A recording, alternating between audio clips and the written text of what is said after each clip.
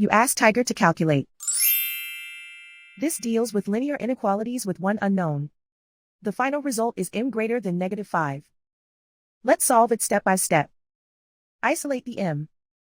Divide both sides by -3.4.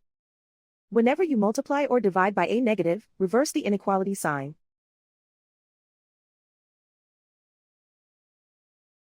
Cancel out the negatives.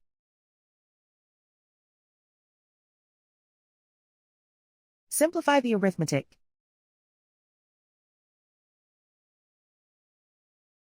Move the negative sign from the denominator to the numerator.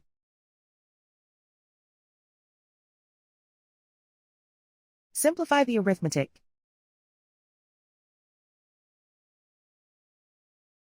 Plot the solution on a coordinate grid. And so the final result is m greater than -5.